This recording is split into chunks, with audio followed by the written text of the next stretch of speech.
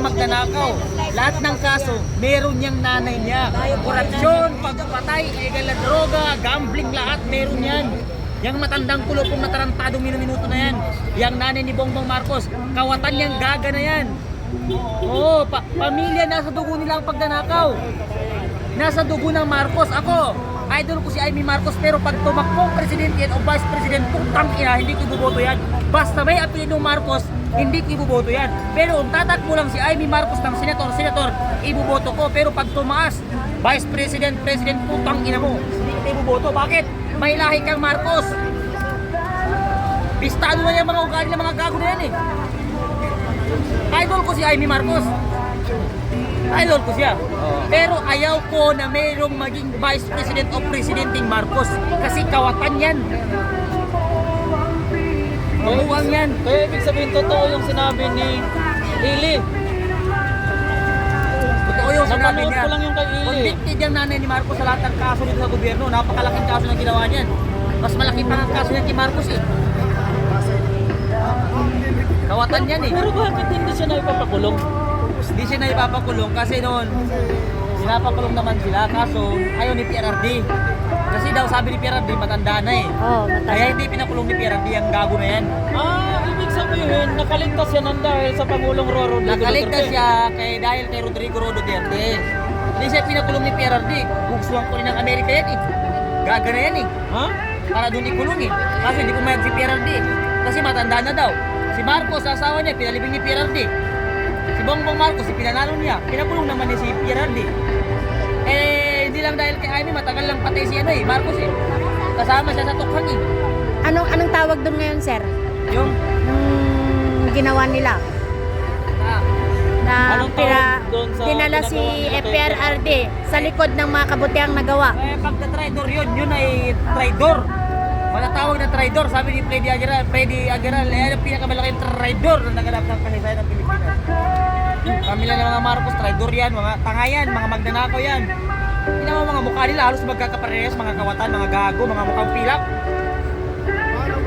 Napanood ko lang kasi kagabi na nagsasalita si Ili San Fernando ng ganon eh. Oo, nagugulat na din ako kung bakit. Dito na yung pagkakulong. Ito yung sinasabi ni Ili San Fernando. Isang milyon ang sandal niyan.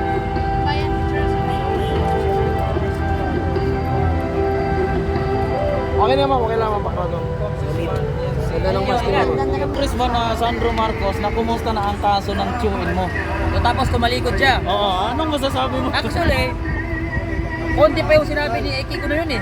Ano yun eh. Gusto kayo ni Kiko mamikon ng mga tanga eh. Mga tanga kasi yung mga Marcos eh.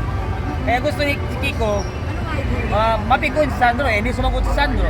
Pero ang dapat na sinabi ni Kiko doon, kamusta na yung kaso mo? Kaso ng tatay mo, kaso ng lola mo, kaso ng lolo mo, kaso ng pamilya niyo. Na puro pagnanakaw ang mga kaso ng mga Marcos. No? Wala silang record na mabuti sa ating bansa. Kaya dapat pa yung ginawa ni Kiko Barsaga na pang-insulto kay Sandro Marcos. May balak tumakbong presidente ang putangin ng yan eh. May isang congressman na nagsabi na hindi na lang daw ethics committee ang gagawin nila kay Kiko Barsaga. Kung hindi, gusto na nilang ipatanggal pagka congressman dahil daw ay ginastos na daw ang mga kasama nilang congressman. Alam nyo, hindi pambabastos ang ginawa ni Kiko Barsaga. Dapat lang yung ginawa ni Kiko Barsaga na pagpanig sa taong bayan. At ang unang-una sa lahat, bakit nyo tatanggalin ang isang congressman na binoto ng taong bayan? Sino ka na congressman kang gago ka, natatanggalin mo isang congressman na binoto ng napakaraming tao sa kanyang distrito? Pangalawa, hindi pambabastos sa House of Representatives ang ginawa ni Kiko Barsaga. Dahil yun ay pagsasabi ng tama at dapat lamang nagawin niya yun dahil yun ang trabaho ng isang congressman. Pero kayo ang nakakahiyang mga congressman na tahimik pag pinag-usapan ang korupsyon, pinag-usapan ang ghost project, lahat tahimik. Pero pag Duterte, lahat matalino, putang ina nyo, mga pakyo kayo, mga gago kayo, mga inutal kayo, mga hinayupa kayo, mga bukang pera kayo, mga gago kayo talaga. Wala akong masabi, talagang gago sila. Kilala mo ba kung sino nagsabi niyan kay Kiko Barsaga? Nakalimutan ko pero yung matandang matandang malapit na matigok. Kahoy ata yung kanya eh. Oh. Anong Tagalog sa kahoy? Grabe ka na naman tanong. Tatawa ka doon.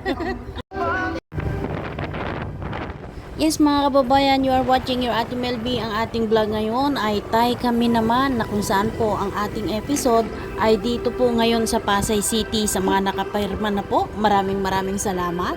At sa mga hindi pa, abangan nyo po yung mga post namin sa Facebook. Doon nyo po malalaman yung location po namin.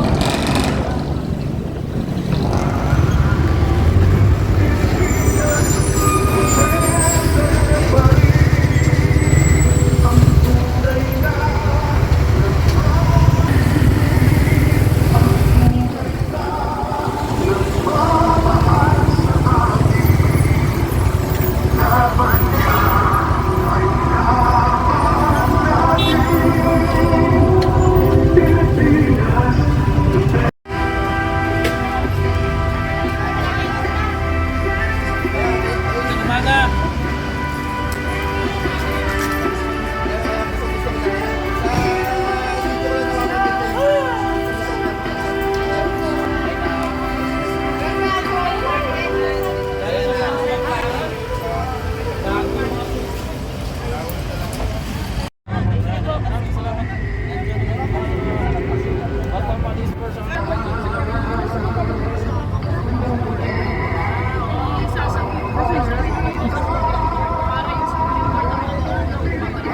Shout out sa iyo ha, magandang umaga. Maraming salamat sa iyo na pagbibigay ng mga tao.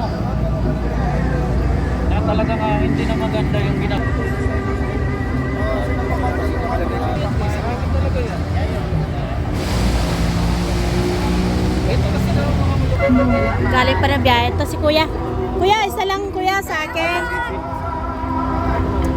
Sorry po. Yes, Duterte.